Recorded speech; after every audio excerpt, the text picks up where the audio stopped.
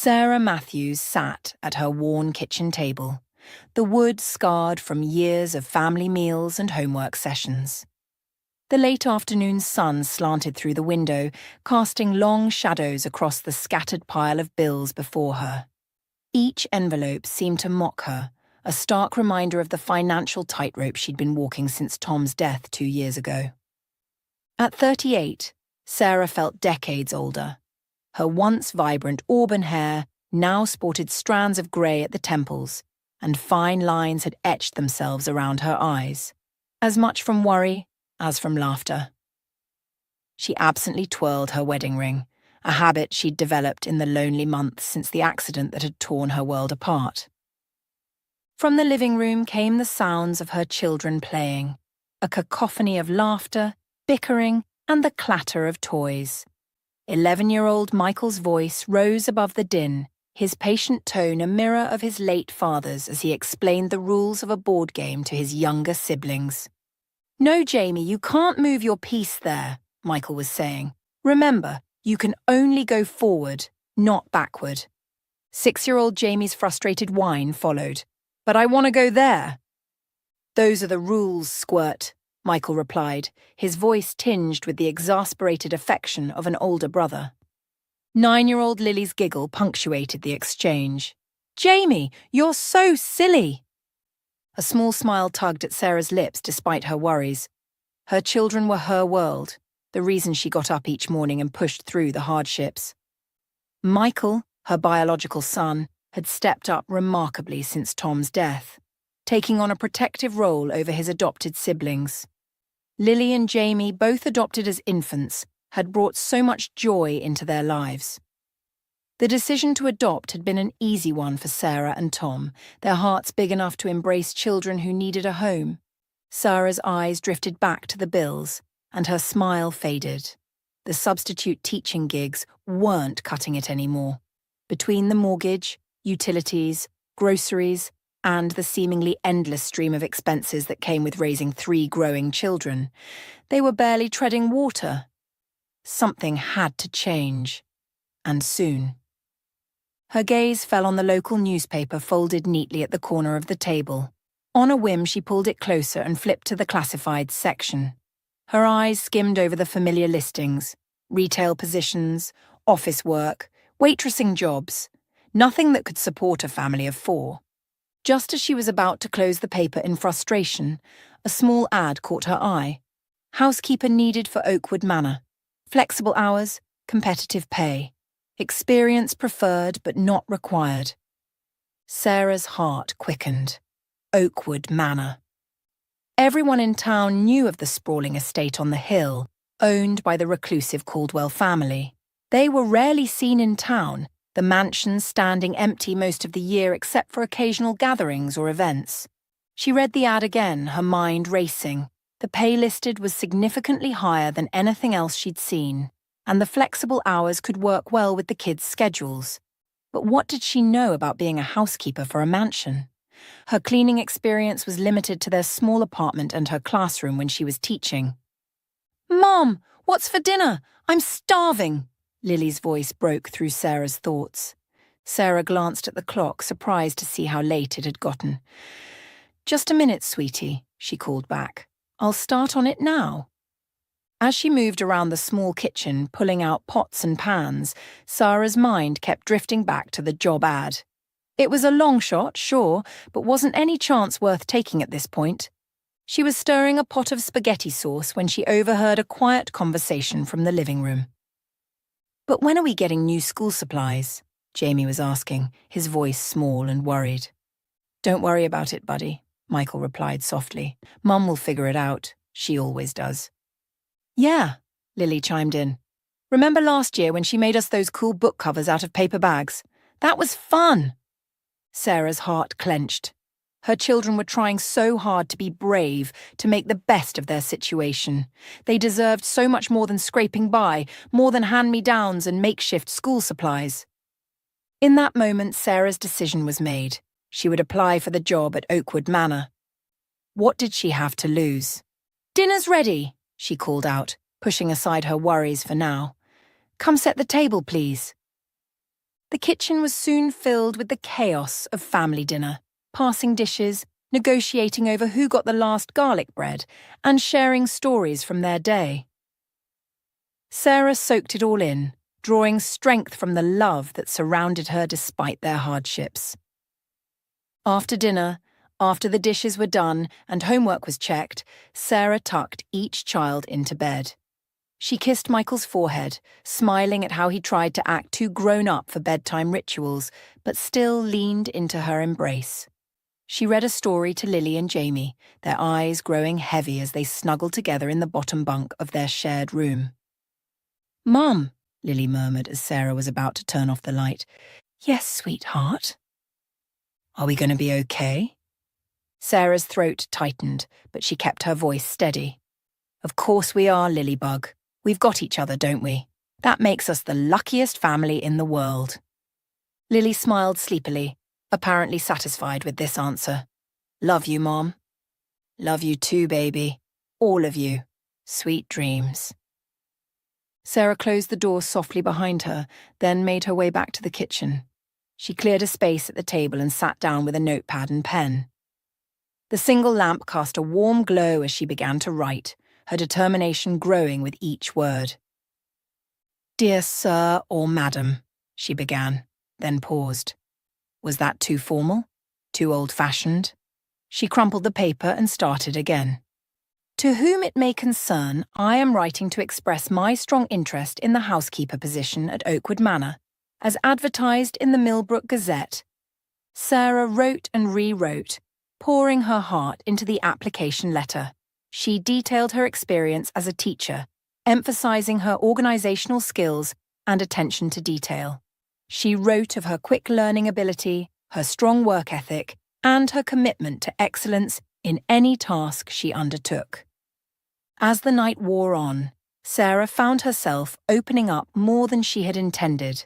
She wrote of her determination to provide for her children, of her willingness to take on any challenge. The words flowed from her pen, honest and heartfelt. "While I may not have specific experience as a housekeeper for a large estate, I am confident that my skills, dedication, and eagerness to learn make me an excellent candidate for this position. I am hardworking, reliable, and committed to maintaining the highest standards in all that I do. I would welcome the opportunity to discuss how my abilities can contribute to the upkeep and management of Oakwood Manor. Thank you for your consideration. Sincerely, Sarah Matthews." Sarah read over the letter one last time, making a few small adjustments. It wasn't perfect, but it was genuine. She could only hope that would count for something. With a yawn, she glanced at the clock. 1:23 a.m. She'd been writing for hours, but for the first time in months, she felt a glimmer of hope. Tomorrow, she would drop the kids off at school, then take the bus to Oakwood Manor to deliver her application in person. It was a bold move, but she couldn't afford to wait for the mail. As she got ready for bed, Sarah's mind was already racing ahead. What would she wear? How would she arrange childcare if she got an interview? What if by some miracle she actually got the job? Sleep was elusive that night, her dreams filled with sprawling mansions and endless possibilities. Morning came too soon, heralded by the insistent beeping of her alarm clock. Sarah dragged herself out of bed, the weight of too little sleep pulling at her limbs. But as the events of last night came back to her, a surge of energy propelled her into action. The morning routine was a well-choreographed dance of breakfast making, lunch packing, and last-minute homework checks. Sarah moved through it all with an extra spring in her step, her secret hope buoying her spirits. "Mom, why are you so cheerful?" Michael asked suspiciously over his bowl of cereal.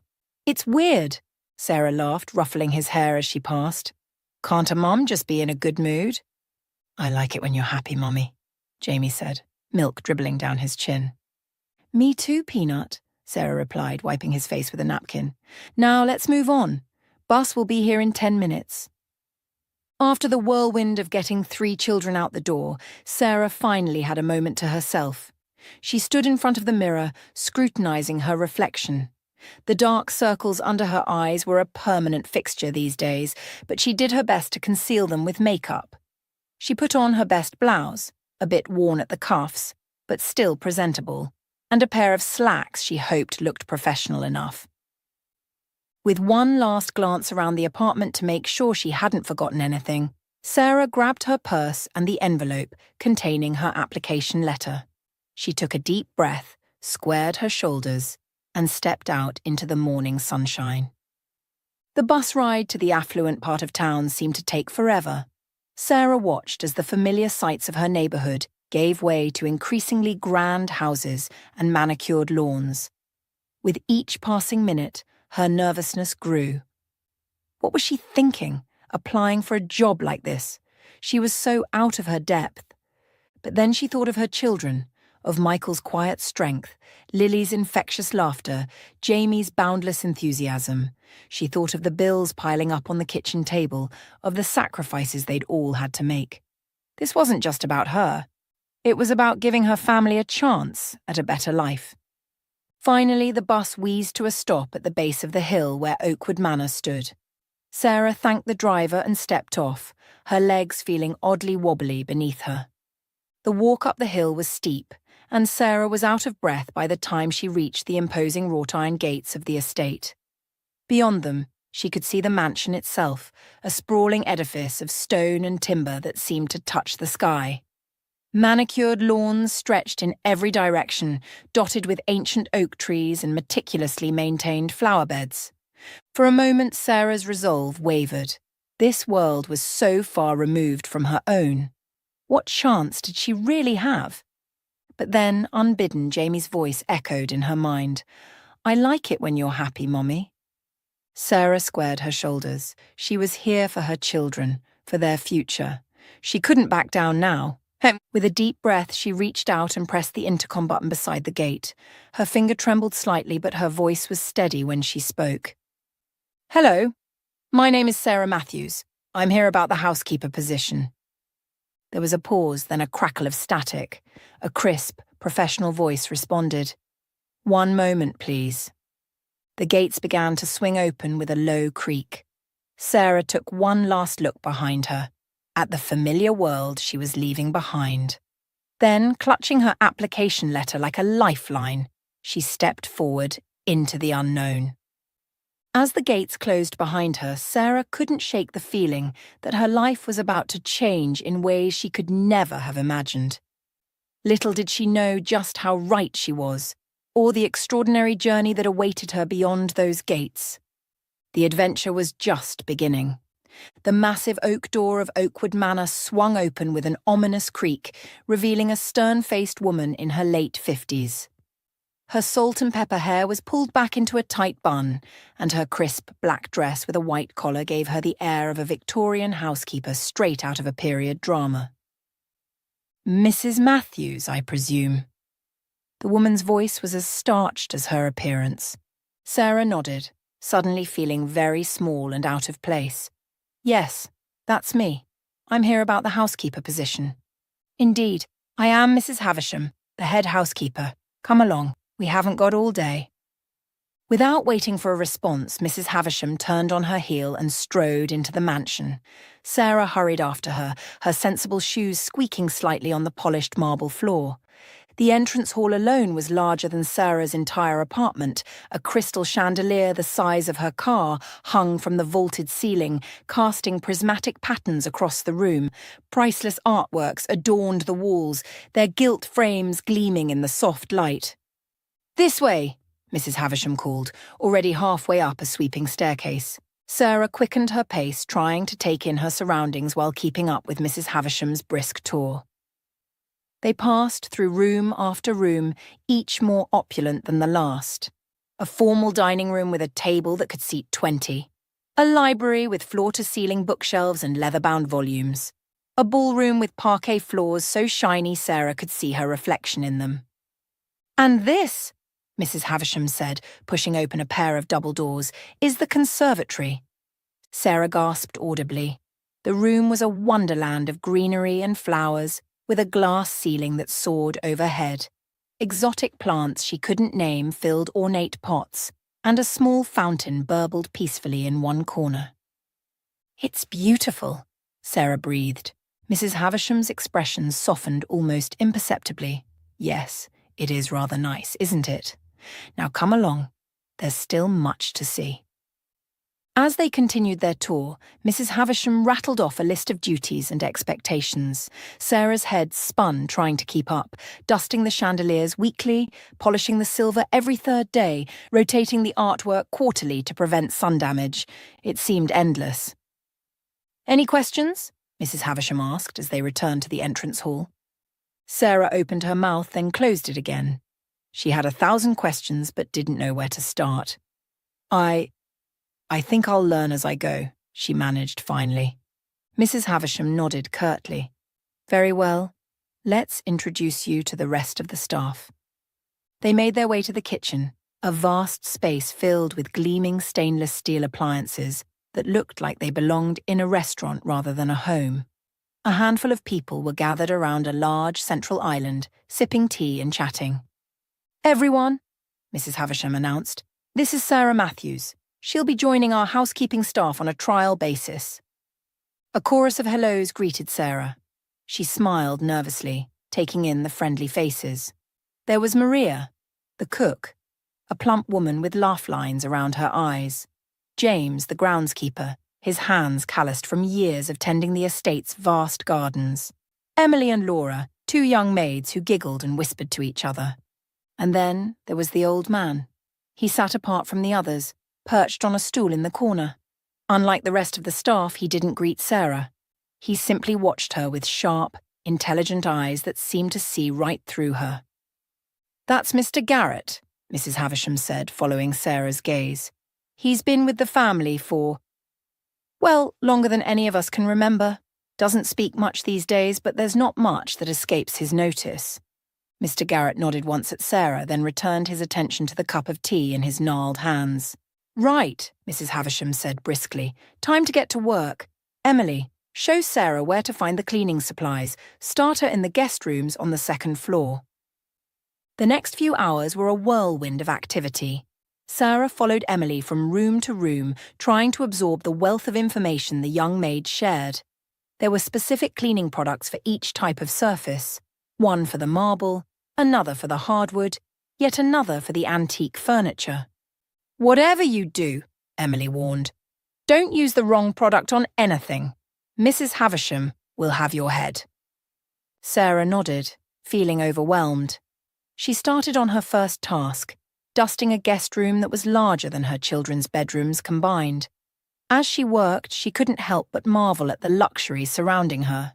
The sheets on the bed probably cost more than her entire wardrobe. Despite her best efforts, Sarah made several mistakes throughout the morning. She used the wrong duster on a delicate vase, leaving tiny scratches that made Mrs. Havisham purse her lips in disapproval. She struggled with the complicated settings on the vacuum cleaner, a high-tech monster that bore little resemblance to her ancient model at home. By the time lunch break rolled around, Sarah's nerves were frayed. She sat alone in the staff kitchen, picking at a sandwich and trying not to let her doubts overwhelm her. This job was so far out of her comfort zone. What had she been thinking? As she ate, she couldn't help but overhear a conversation between Emily and Laura at the next table. "I heard they're planning another gala next month," Emily was saying in a hushed voice. Laura leaned in, eyes wide. "Really? But they were just here for the summer solstice party." "I know, but you know how they are. Always looking for an excuse to show off." "Well, I suppose when you have this much money, you can do whatever you want." Sarah's ears perked up. She'd been so focused on learning her duties that she'd almost forgotten about the mansion's elusive owners. "Excuse me," she said, turning to the young maids. "Who are you talking about?" Emily and Laura exchanged glances. "The Caldwells," Emily said finally, "the family that owns the manor." "They don't live here." Laura shook her head. "Oh no, they have homes all over the world. They only come here a few times a year for special events." "And every time they do, it's absolute chaos," Emily added. "Everything has to be perfect. Mrs. Havisham runs us ragged for weeks beforehand." Sarah nodded, filing away this information. It explained the immaculate state of rooms that seemed rarely used. The rest of the day passed in a blur of cleaning, polishing, and more than a few mistakes. By the time Mrs. Havisham dismissed her, every muscle in Sarah's body ached. She'd used muscles she didn't even know she had. As she waited at the bus stop, Sarah couldn't help but feel a mix of exhaustion and exhilaration. The work was hard, harder than she'd anticipated. But there was also a sense of accomplishment. She'd survived her first day in a world so different from her own. On the bus ride home, Sarah pulled out a small notebook and began to calculate. Even after taxes, her first paycheck would cover the overdue electric bill and put a dent in their credit card debt. For the first time in months, she felt a glimmer of hope. A small smile played on her lips as she imagined telling the kids they could buy new school supplies. The smile faded as she glanced at her watch. It was later than she'd realised. The kids would be worried. She'd have to figure out a better childcare arrangement if this job worked out. When she finally trudged up the stairs to their apartment, she was greeted by a chorus of "Mom!" and a flurry of hugs. "Where were you?" Michael asked, his brow furrowed with concern. "Yeah, we were worried," Lily added. "I'm sorry, sweethearts," Sarah said, hugging them close. "I got a new job and it ran later than I expected, but don't worry, we'll figure it out." After a quick dinner of reheated leftovers and promises to explain everything tomorrow, Sarah finally fell into bed. As she drifted off to sleep, her mind swirled with images from the day: crystal chandeliers, priceless artworks, rooms larger than their entire apartment, and underlying it all, a sense that she was standing on the threshold of something big, something that could change their lives in ways she couldn't yet imagine. Her last thought before sleep claimed her was of the old man, Mr. Garrett, and his knowing eyes. What secrets did he hold? What mysteries lay hidden behind the grand facade of Oakwood Manor? Little did Sarah know, she was about to find out. The library of Oakwood Manor was a sanctuary of knowledge and quiet contemplation. Towering bookshelves lined the walls, their polished mahogany gleaming in the soft light that filtered through the tall windows. The air was thick with the scent of old paper and leather bindings, a fragrance that Sarah had come to associate with wealth and history over the past 2 weeks. Sarah moved methodically through the room, her feather duster dancing over the spines of countless books. She had quickly learned that cleaning the library was as much about preservation as it was about cleanliness. Each time was treated with reverence, carefully lifted and replaced with gentle hands.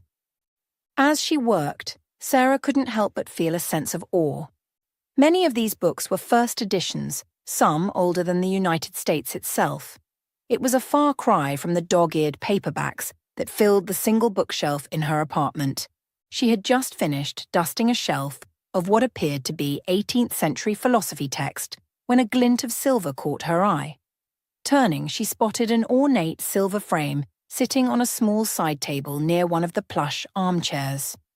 A black ribbon was draped across one corner of the frame, lending it an air of mourning. Curiosity piqued, Sarah approached the table. The frame was exquisite, its silver surface etched with intricate floral patterns. It was the kind of object that spoke of old money and refined taste, much like everything else in Oakwood Manor. As she reached out to lift the frame, intending to dust beneath it, Sarah's breath caught in her throat. The world seemed to tilt on its axis as she stared at the photograph within. It was her. Or rather, it was a younger version of her. The woman in the photo couldn't have been more than 25, her face unlined by the worries and hardships that had etched themselves into Sarah's features over the years. She was laughing, her head thrown back in carefree joy, surrounded by the lush greenery of a park. Sarah's mind raced, trying to make sense of what she was seeing. She remembered that day, or thought she did. It was a rare family outing, before the kids, before Tom's death. They had gone to the park for a picnic, and Tom had snapped photos all day, capturing her laughter and the simple joy of a beautiful summer afternoon. But how could that photo be here, in this mansion owned by strangers? And why was it displayed like a memorial, as if the young woman in the picture was no longer of this world? Sarah's hands trembled as she held the frame, her eyes drinking in every detail of the photograph. It was undeniably her, the same auburn hair, the same green eyes that looked back at her from the mirror every morning. Yet there was something off about it. Something she couldn't quite put her finger on. The sound of her own ragged breathing seemed unnaturally loud in the quiet library. Sarah glanced around, suddenly aware of how vulnerable she was. If someone were to walk in now, how would she explain why she was staring at this photo instead of doing her job? Acting on instinct, Sarah pulled out her phone and quickly snapped a picture of the framed photograph. She needed proof, needed to be able to examine this impossibility in the privacy of her own home. As she hastily replaced the frame on the table, adjusting it to sit exactly as it had before, Sarah's mind whirled with questions. Who was this woman who looked so much like her? Why was her photo here, in this house she had never visited before 2 weeks ago? And why did the Caldwells, or whoever had placed this photo here, believe this woman to be dead? The creak of floorboards in the hallway outside the library jolted Sarah back to reality. Footsteps were approaching. In a panic, she snatched up her feather duster and moved away from the side table, pretending to be engrossed in cleaning a nearby bookshelf. The library door swung open, and Mrs. Havisham's crisp voice cut through the silence. "Mrs. Matthews, have you finished here yet?" Sarah turned, hoping her face didn't betray the turmoil within. "Almost, Mrs. Havisham. Just a few more shelves to go." The head housekeeper's sharp eyes scanned the room, lingering for a moment on the silver frame. Sarah held her breath, but Mrs. Havisham merely nodded. "Very well. When you're done here, the Blue Room needs attention. The Caldwells will be arriving next week, and everything must be perfect." "Of course, Mrs. Havisham. I'll get right on it." As the door closed behind Mrs. Havisham, Sarah let out a shaky breath. She cast one last glance at the silver frame, its contents now hidden from view, but burned into her memory. For the rest of her shift, Sarah went through the motions of her duties mechanically, her mind far away. The mysterious photograph consumed her thoughts. She found herself making rookie mistakes, using the wrong cleaning solution on a delicate surface, knocking over a vase, thankfully without breaking it. By the end of the day, she had received more than one sharp reprimand from Mrs. Havisham. On the bus ride home, Sarah pulled out her phone, staring at the photo she had taken. It hadn't been a hallucination. There it was, her own face, younger and more carefree, smiling back at her from a stranger's picture frame. She was so engrossed in the image that she almost missed her stop. Hurrying off the bus, Sarah's mind raced with possibilities. Should she tell someone? But who would believe her? And what if sharing this discovery somehow cost her this job that her family so desperately needed? No, she decided as she climbed the stairs to her apartment. She needed to figure this out on her own first. There had to be a logical explanation. A distant relative she didn't know about, perhaps. Or maybe just an uncanny resemblance. But deep down, Sarah knew that none of these explanations felt right. There was something more to this, something she couldn't yet grasp. As she opened the door to the familiar chaos of her home, Michael arguing with Lily about a video game, Jamie demanding dinner, Sarah made a silent vow. She would uncover the truth behind that photograph, no matter what it took, no matter where it led her. She would solve the mystery of the woman in the silver frame. Little did she know, this decision would set her on a path that would unravel not just the secrets of Oakwood Manor, but the very foundations of her own identity. As she hugged her children and started on dinner, the image of that laughing young woman lingered in Sarah's mind. Who was she really? And what did her presence in Oakwood Manor mean for Sarah and her family? The mystery was just beginning. Sarah's fingers drummed nervously on the steering wheel as she navigated the familiar streets of her childhood neighbourhood.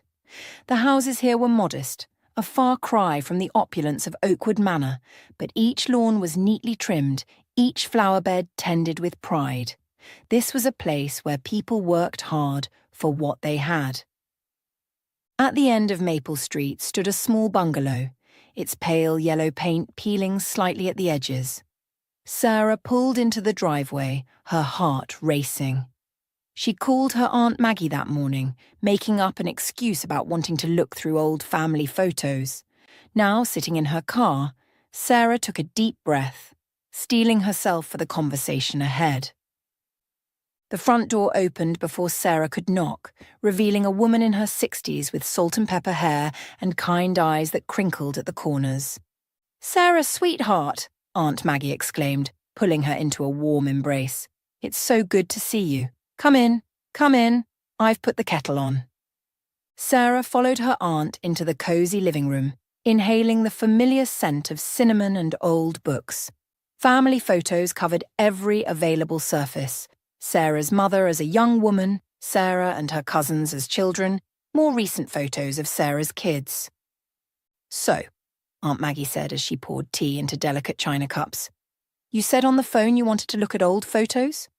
Sarah nodded, her mouth suddenly dry. "Yes, I've been thinking a lot about Mom lately, about our family history." A shadow passed over Aunt Maggie's face, so quickly Sarah almost missed it. "Of course, dear. It's natural to want to connect with your roots. What would you like to see?" "Actually," Sarah said, her voice barely above a whisper, "there's something I need to show you first." With trembling hands, Sarah pulled out her phone and pulled up the photo she'd taken in the library of Oakwood Manor. She passed the phone to her aunt. "I found this at my new job. It's in this big mansion I've been cleaning. Aunt Maggie, it looks exactly like me, but I don't remember this photo being taken. Can you explain this?" The change in Aunt Maggie was immediate and profound. The colour drained from her face and the teacup she was holding clattered against its saucer.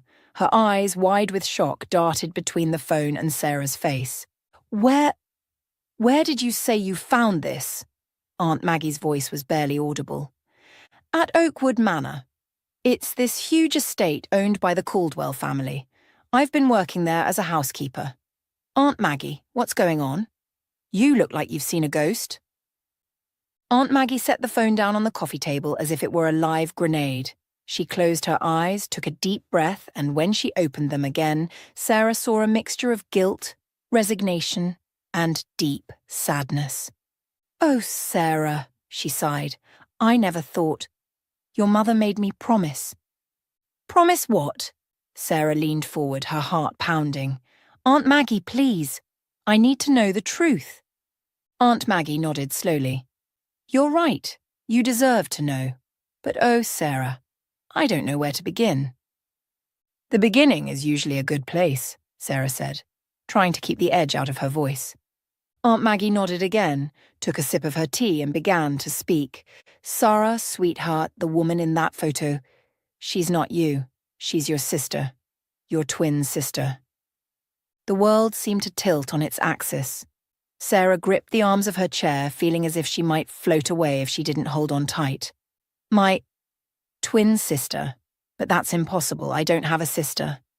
"You did. You do." Aunt Maggie's voice was thick with emotion. "Her name is Emma.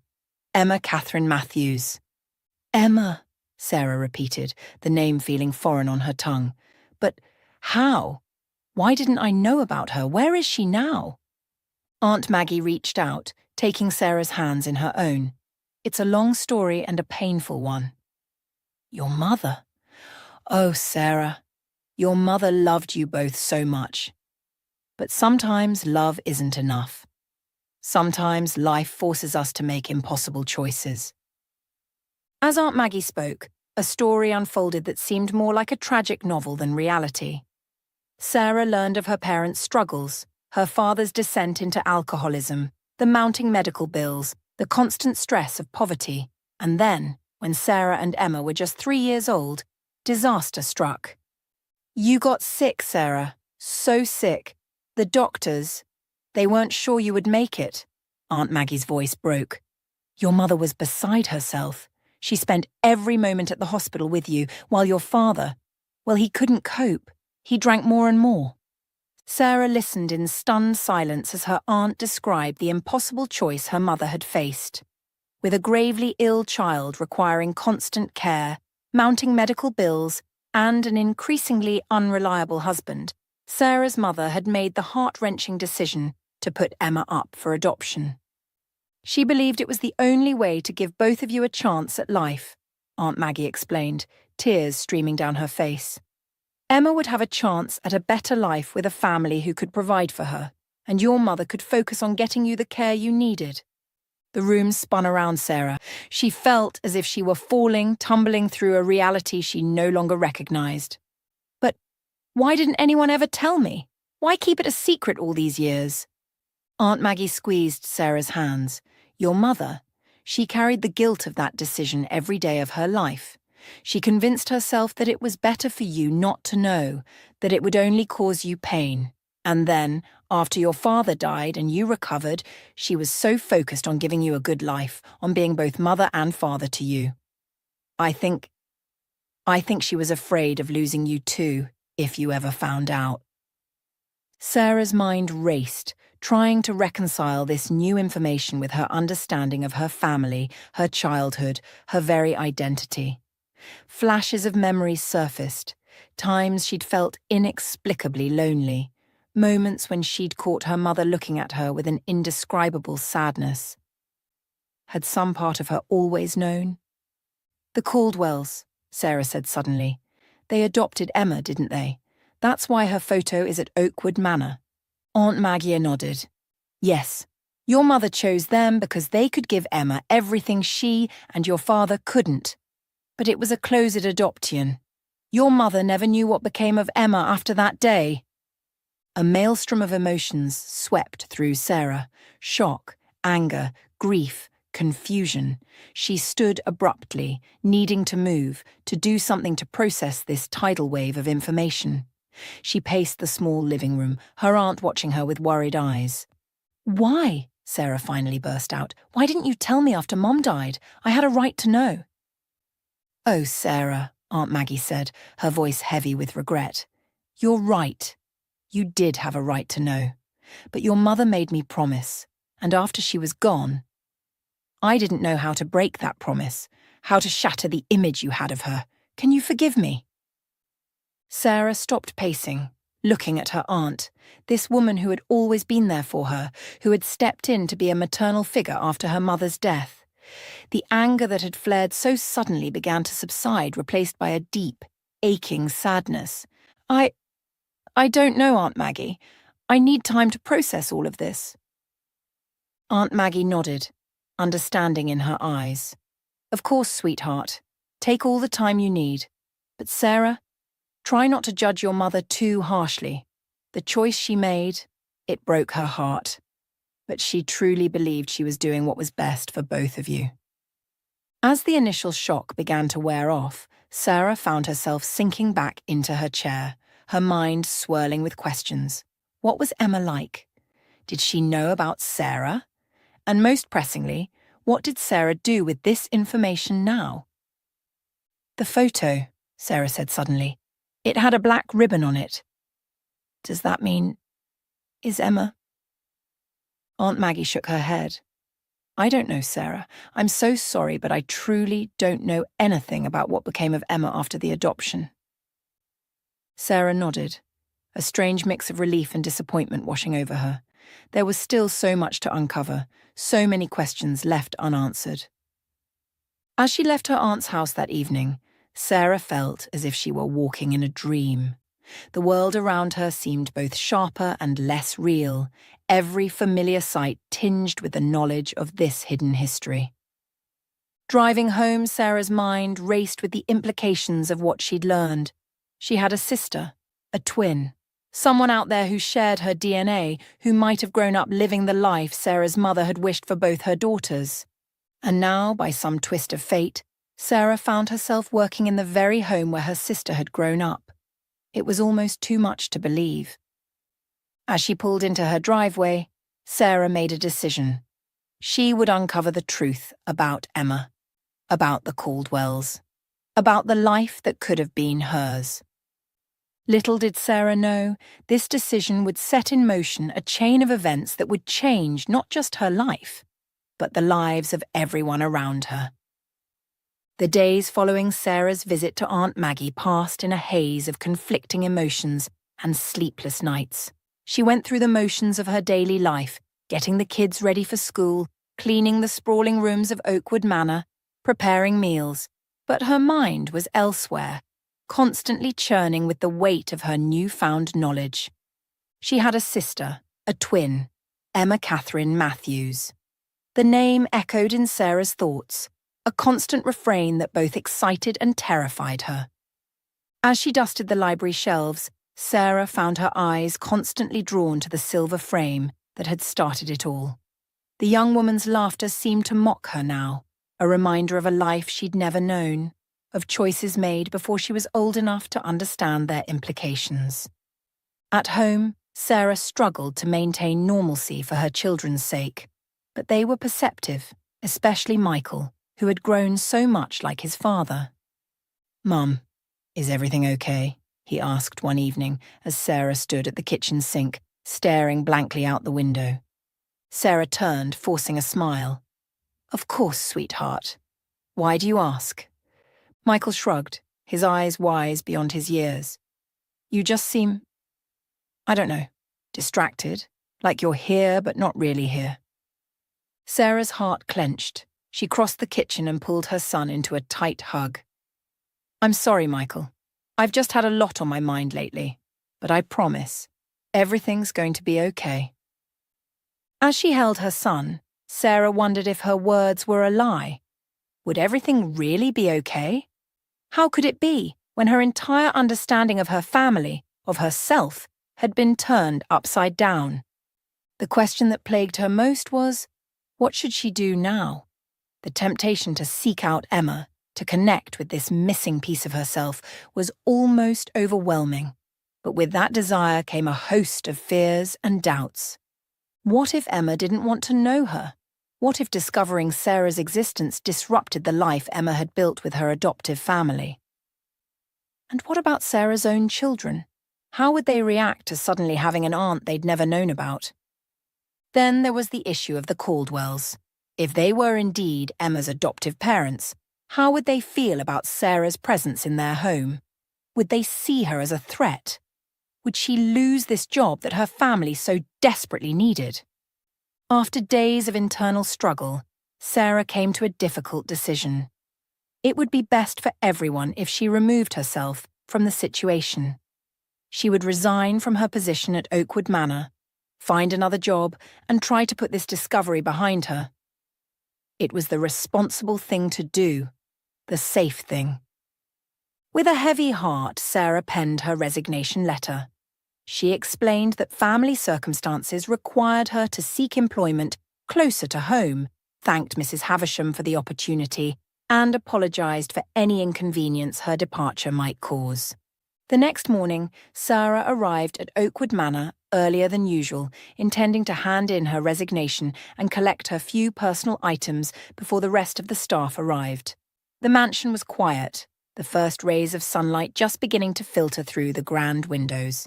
As Sarah made her way to Mrs. Havisham's office, a movement in her peripheral vision made her start. She turned to see Mr. Garrett, the old man who had watched her so curiously these past weeks, emerging from the shadows of the grand staircase. "Mrs. Matthews," he said, his voice gravelly from disuse, "a moment of your time, if you please." Sarah hesitated, surprised to hear him speak. In all her time at the manor, she'd never heard him utter a word. Curiosity overcame her reluctance, and she nodded, following him into a small sitting room off the main hall. Mr. Garrett closed the door behind them and turned to face Sarah, his rheumy eyes sharp with an intelligence that belied his aged appearance. "You're planning to leave us," he said. It wasn't a question. Sarah's brow furrowed. "How did you—" "I've been with the Caldwell family for over 50 years, Mrs. Matthews. Very little escapes my notice."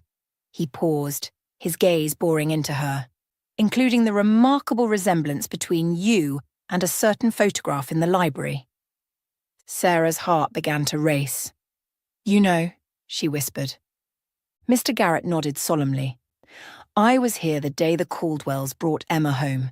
Such a tiny thing she was, all big eyes and copper curls. The spitting image of you, Mrs. Matthews. Or rather, you're the spitting image of her." Sarah sank into a nearby chair, her legs suddenly weak. "Why didn't you say anything?" "It wasn't my place," Mr. Garrett replied simply. "But now that you know the truth, I can't stand by and watch you walk away." "But I have to," Sarah protested. "I can't disrupt Emma's life or the Caldwells. It's better if I just leave things as they are." Mr. Garrett's expression softened. "Is it? Better for whom? For Emma, who's never known the truth of her origins? For you, who's just discovered a missing piece of yourself? Or for young Lily?" Sarah's head snapped up. "Lily, what does my daughter have to do with this?" "Not your Lily, Mrs. Matthews. Emma's." The world seemed to tilt on its axis. "Emma has a daughter?" Sarah whispered, her voice barely audible. Mr. Garrett nodded. "A beautiful little girl, 4 years old, the apple of her grandparents' eye, and the very image of her mother, and you." Sarah's mind reeled. She had a niece, a little girl who shared her blood, who might have her smile, her laugh. The thought filled her with a longing so intense it was almost painful. "Mrs. Matthews," Mr. Garrett said softly, "I've watched over this family for half a century. I've seen joy and sorrow, triumphs and tragedies. But I've never seen a twist of fate quite like this. You have a chance here, a chance to heal old wounds, to complete a family circle that was broken long ago." He reached into his pocket and pulled out a slip of paper. "This is the Caldwells' address. They're at their summer home now, but they'll return next week for the autumn gala. If you decide to reach out, that would be the time." Sarah took the paper with trembling hands. "But what if they don't want to see me? What if Emma doesn't want to know me?" "That's a risk you'll have to take," Mr. Garrett replied. "But consider this. Do you really want to spend the rest of your life wondering what might have been? Can you walk away now, knowing what you know?" As Sarah stood to leave, still clutching the paper with the Caldwells' address, Mr. Garrett placed a gnarled hand on her arm. "Do it at least for the sake of your sister's daughter," he said softly. "Every child deserves to know their family, their history. You, of all people, should understand that." With those words echoing in her mind, Sarah left the sitting room.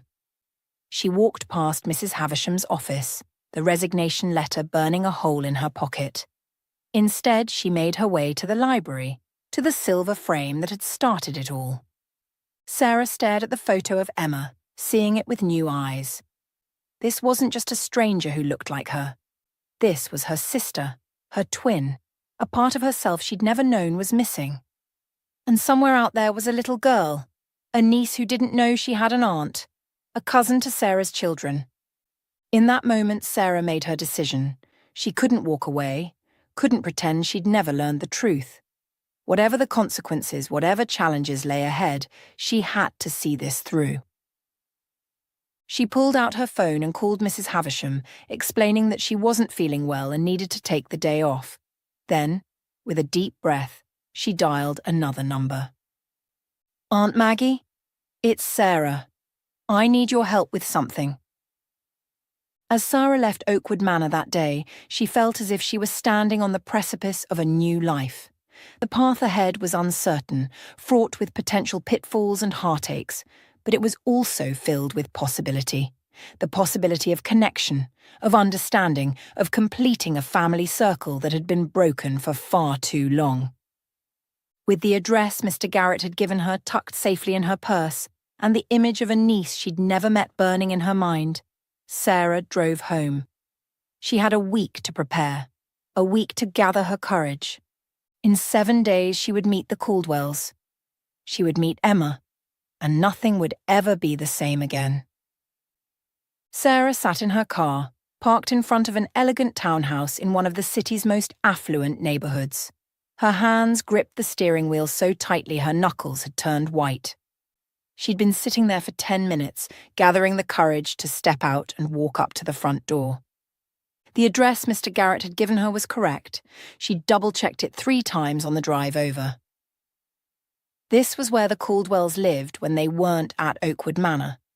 This was where Emma had grown up. This was where Sarah's niece lived now.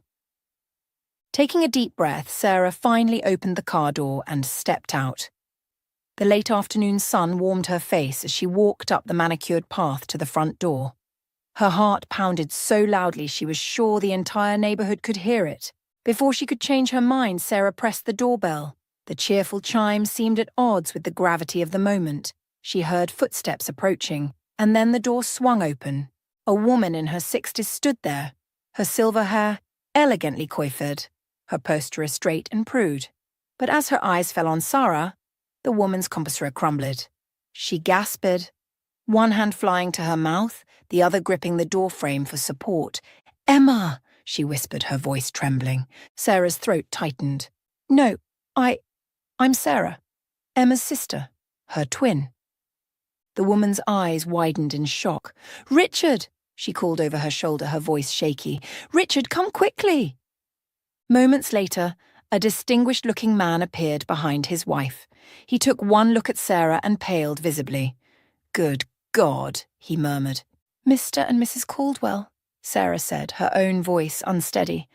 "I'm sorry to show up like this. I only recently found out about Emma, about our connection. I hope it's okay that I'm here." Mrs. Caldwell seemed to shake herself out of her shock. Of course. Please come in." She stepped back, ushering Sarah into a tastefully decorated foyer. "I'm Margaret Caldwell, and this is my husband, Richard. We were Emma's parents." The past tense hit Sarah like a physical blow. So it was true. Emma was gone. Richard Caldwell had regained some of his composure. "Let's sit down," he suggested, leading them into a comfortable living room. "I think we all have a lot to discuss." As they settled onto plush sofas, an awkward silence fell. Sarah found herself studying the Caldwells, noting the grief etched into the lines of their faces, the way Margaret's eyes kept returning to her in disbelief. "You look so much like her," Margaret finally said, her voice barely above a whisper. "It's uncanny."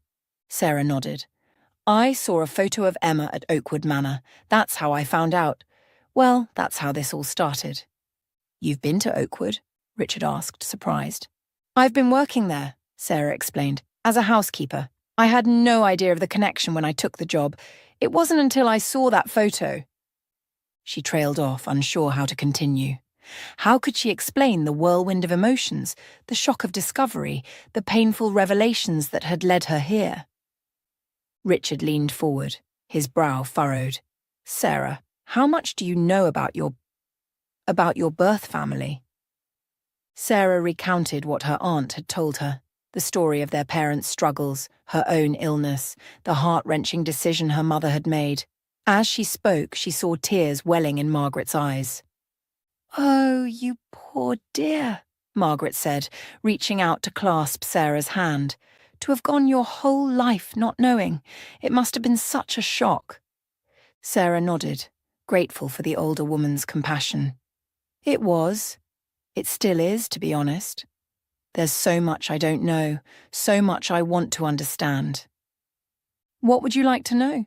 Richard asked gently, and so began a conversation that flowed like a river breaking through a dam. The Caldwells shared stories of Emma's childhood, her triumphs and struggles, her dreams and disappointments. Sarah was struck by how many similarities there were between her and the sister she'd never known. "She loved to paint," Margaret said, gesturing to a beautiful landscape hanging on the wall.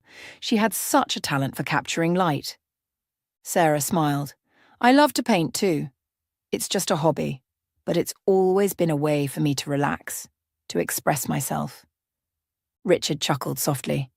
She had a terrible sweet tooth. Couldn't resist chocolate in any form.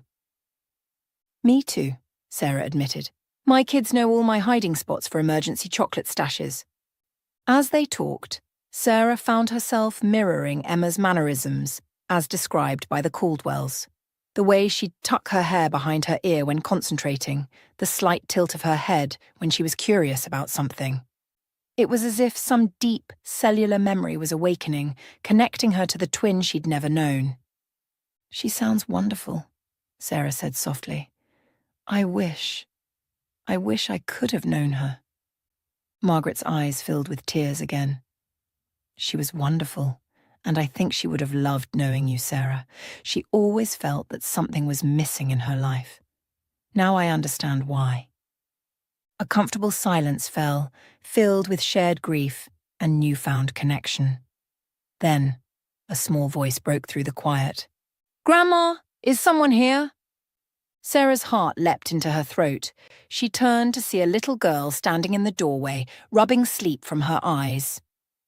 The child looked to be about 4 years old, with copper curls and green eyes that were achingly familiar. For a moment, no one moved. Then the little girl's eyes fell on Sarah, and her face lit up with a joy so pure it was almost painful to witness. "Mommy!" she cried, running across the room. "Mommy, you're back!"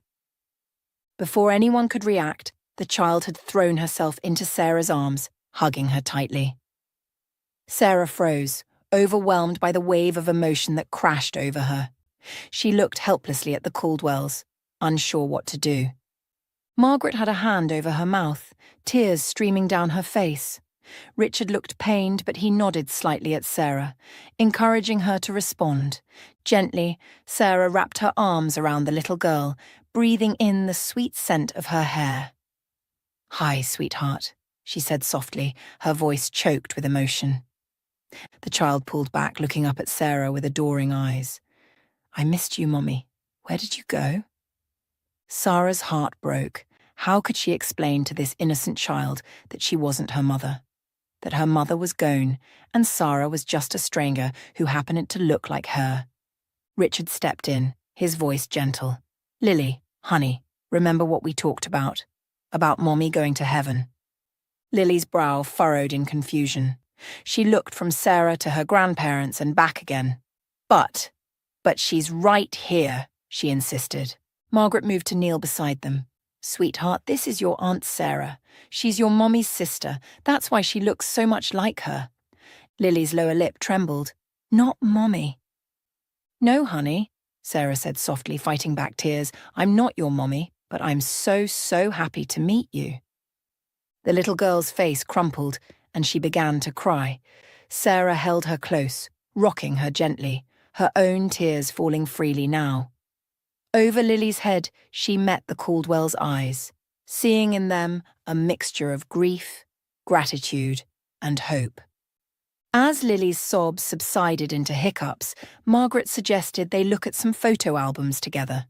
Soon they were all seated on the floor, surrounded by books filled with memories. Lily sat in Sarah's lap, pointing out pictures of her mother, telling stories in the disjointed way of young children. Sarah soaked it all in, the photos of Emma growing up, the stories behind each image, the sound of Lily's voice as she shared precious memories of her mother. It was bittersweet, learning about the sister she'd never know, seeing the life she might have had. But there was also a sense of wholeness, of pieces falling into place. As the afternoon turned to evening, Sarah realized she'd been there for hours. She'd need to get home soon, to her own children. But something had changed, shifted in a fundamental way. She wasn't just Sarah Matthews anymore. She was Emma's sister, Lily's aunt, a part of this family that had been separated by circumstance and reunited by chance. Before she left, plans were made for future visits. The Caldwells, despite their initial shock, seemed eager to maintain this newfound connection. And Lily, though still confused, had warmed to the idea of an aunt who looked just like her mommy. As Sarah drove home, her mind whirled with everything she'd learned, everything she'd felt. The road ahead wouldn't be easy. There would be challenges, misunderstandings, moments of grief and joy in equal measure. But for the first time since discovering Emma's existence, Sarah felt a sense of peace. She had found a missing piece of herself, and in doing so had brought comfort to a grieving family. Whatever came next, she knew she had made the right decision in reaching out. Sarah smiled as she drove, already looking forward to her next visit with the Caldwells and little Lily. The future, once so uncertain, now held the promise of new connections, new love, and a family expanded beyond what she'd ever imagined. The morning sun streamed through the windows of the Caldwells' townhouse, casting a warm glow on the gathering within. Sarah stood in the doorway of the living room, watching as her children tentatively entered the unfamiliar space. Michael, ever the protective older brother, kept a watchful eye on Lily and Jamie as they looked around with wide-eyed curiosity. "Children," Sarah said softly, "I'd like you to meet some very special people." Margaret and Richard Caldwell stepped forward, their faces a mixture of nervousness and anticipation. Sarah had spent hours the previous evening explaining the situation to her kids, but she knew it would take time for everyone to adjust to this new reality. "This is Mr. and Mrs. Caldwell," Sarah introduced. They're your Aunt Emma's parents, which makes them your grandparents too." Michael, at 12, understood the implications best. He stepped forward, extending his hand politely. "It's nice to meet you," he said, his voice steady despite the uncertainty in his eyes. Margaret knelt down, ignoring Michael's outstretched hand, and instead pulling him into a gentle hug. "Oh, my dear boy," she whispered, her voice thick with emotion. "We're so glad to meet you too." As if a dam had broken, Lily and Jamie surged forward, their initial shyness forgotten. Soon the room was filled with the chatter of children asking questions and grandparents eager to answer them. Sarah watched, her heart swelling with a mixture of joy and bittersweetness. She caught Richard's eye over the heads of the children, and he gave her a small, understanding smile. They both knew that this moment, beautiful as it was tinged with the absence of Emma.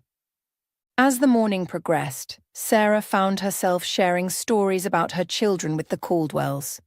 "Michael's our budding scientist," she said proudly, "and Lily here has a real talent for music." "What about me, Mommy?" Jamie piped up, not wanting to be left out. Sarah laughed, ruffling his hair. "You, my little one, are our resident comedian. Always keep us laughing." It was during one of these conversations that Margaret's eyes widened in realization. "Sarah," she said softly, "you said our when talking about Lily and Jamie. Are they?" Sarah nodded, understanding the unspoken question. "Yes, Lily and Jamie are adopted. Michael is my biological son, but all three are my children in every way that matters." The Caldwells exchanged a look of wonder. "Just like Emma," Richard murmured. At Sarah's questioning glance, he explained, "Emma and Jake, her husband, they were talking about adoption before we lost her. She always said that love, not blood, makes a family." Sarah felt a lump form in her throat. Another connection, another similarity with the sister she'd never known. The sound of the front door opening interrupted the moment. A man's voice called out, "Mom, Dad, are you home?" Margaret stood quickly. "That's Jake," she explained to Sarah, "Emma's husband. He brings Lily over most days." Before anyone could respond, a tall man with kind eyes and laugh lines entered the room. He stopped short at the sight of Sarah, his face draining of colour. "Emma," he whispered, his voice barely audible. Sarah's heart clenched at the raw hope and pain in his voice. "No," she said gently. "I'm Sarah, Emma's twin sister." Jake blinked, confusion replacing shock. Twin sister? But Emma never mentioned. "She didn't know," Richard interjected, quickly explaining the situation. As understanding dawned on Jake's face, little Lily ran up to him. "Daddy, look! I have a new aunt, and cousins." Jake scooped up his daughter, his eyes never leaving Sarah's face. There was a moment of charged silence, filled with unspoken questions and a strange sense of connection.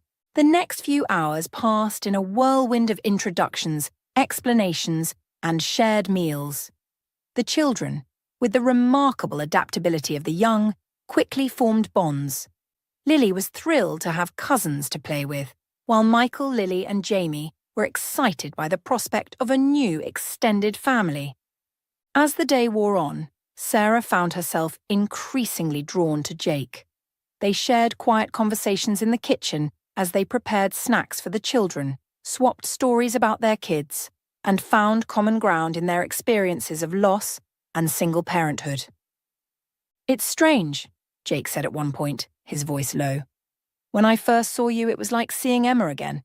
But the more we talk, the more I see how different you are. You're your own person, with your own story."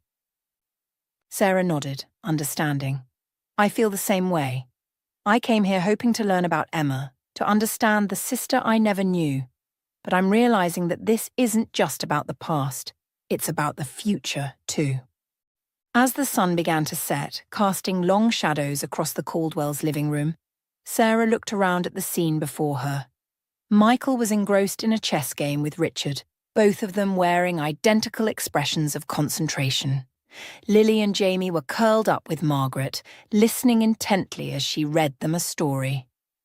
Little Lily was dozing on Jake's lap, worn out from a day of excitement.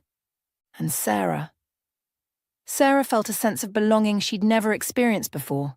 Here, in this room with virtual strangers who were somehow family, she felt a piece of herself slot into place. A piece she hadn't even known was missing. As if sensing her thoughts, Jake looked up and caught her eye. He smiled, a smile tinged with sadness, but also warm with new possibility. Sarah felt her heart skip a beat, surprised by the intensity of the connection she felt with this man she'd just met. "Well," Margaret said, closing the storybook and looking around the room with shining eyes. "I think this calls for a family photo, don't you?" There was a flurry of activity as everyone arranged themselves in front of the fireplace. Sarah found herself standing next to Jake, their children gathered around them, with Margaret and Richard beaming on either side.